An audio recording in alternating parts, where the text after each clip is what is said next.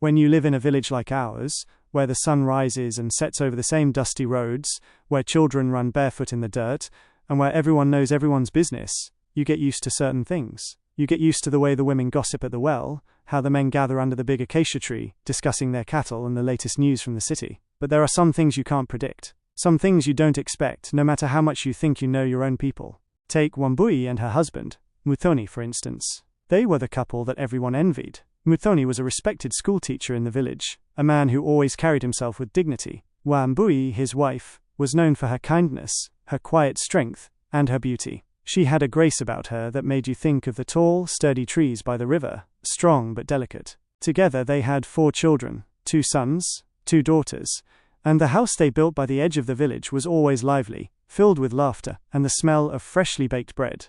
I've known Wambui for as long as I can remember. She was a year older than me, but we went to school together, and I'd visit her home often after school to help with chores, or just to sit and chat. She had this calming presence that made you feel safe. Her marriage to Muthoni always seemed perfect to me. They seemed to understand each other without even needing words, a quiet understanding that flowed between them like the cool breeze that would sweep over the hills at sunset. But things changed. It started so subtly, so small, that it was hard to pinpoint when the shift happened. I remember it like it was yesterday. That afternoon, I was passing by their house, on my way to fetch water from the well. I heard voices coming from the yard, Wambui's clear and melodic, Muthoni's a little hushed, as though he was speaking softly, almost apologetically. Now, I don't mean to say I was eavesdropping, but in a village like ours, sound travels. And the words I overheard from that conversation were the first signs I had that things weren't as they seemed. "Why do you spend so much time there, Muthoni?" "I don't like it," Wambui was saying. "The children miss you. I miss you." And Muthoni, in his usual calm voice, replied, "It's just work, Wambui. I have to help the new teacher with the children. You know how it is." But there was something in the way his voice trailed off that made my heart sink. Something didn't feel right. Days passed, and I noticed Wambui becoming more withdrawn, spending more time alone in their garden, staring out at the horizon as if waiting for something, or maybe someone, to return. I didn't know it then, but Wambui had already noticed the small signs too. The extra hours Muthoni was spending at the school, his increasingly distant demeanor when he returned home, his reluctance to share much about his day. At first, Wambui blamed herself. Was she not a good wife? Did she not keep the home warm and inviting enough for him? She asked me about it once, after the evening prayer session at the church. "He's been distant," she said softly, a frown pulling at the corners of her mouth. "I don't know what's happening. We don't laugh the way we used to." I told her what I thought, that men sometimes just go through phases. The weight of life, the pressures of work, the demands of the children, it all can wear on them, and they withdraw. I told her it would pass, but I wasn't so sure myself. Then came the night that changed everything. It was during the full moon, and the village was alive with the sounds of people celebrating a good harvest. We were all gathered at the central square near the market, dancing and singing under the pale light of the moon. Muthoni wasn't there. Wambui came alone, her face radiant but with a quiet sadness behind her eyes. She didn't speak much that night, though she smiled and danced with the women as if she had forgotten all her worries. But I could see it the way her eyes would flicker to the path leading out of the village, as if expecting someone to appear. That's when I knew, deep down, that she knew.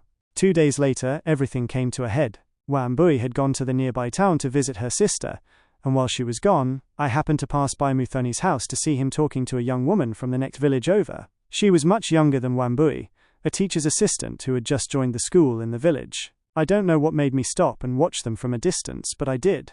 They were standing too close, their voices low and intimate, and I saw the way Muthoni touched her arm as they spoke. Something in my gut twisted, and I knew. Wambui would know too. When she came back later that week, I didn't ask her how the visit to her sister went. I didn't need to.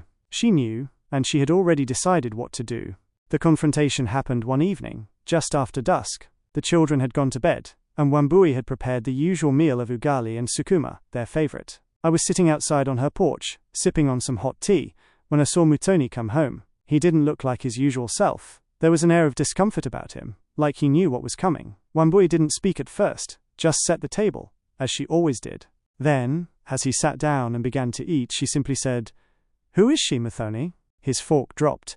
The silence between them was thick, suffocating. I don't know how long it lasted, but it felt like forever. He didn't deny it. He couldn't. The truth hung in the air like smoke.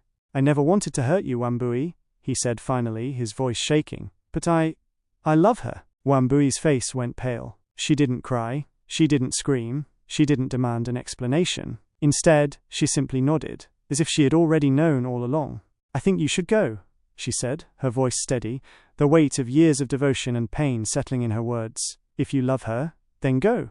Muthoni didn't leave right away. He tried to apologize, tried to explain. But Wambui wasn't interested in explanations anymore. She had made up her mind. I will raise our children, Muthoni. I will teach them how to be strong, just like you taught me to be, she said, her voice calm but firm.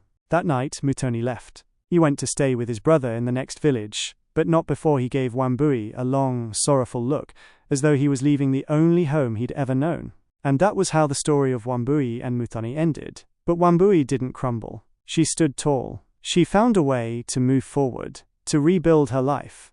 Not as the wife of Muthoni, but as a mother and a woman who had learned that sometimes the hardest thing is to let go. To this day, when I pass by their house, I still see Wambui sitting under the big mango tree, the same tree where Muthoni used to sit with her, laughing in the evenings. But now, it's just her and the children, and there's a quiet strength in her that I hadn't noticed before, a strength that comes from letting go of what was never really hers to begin with.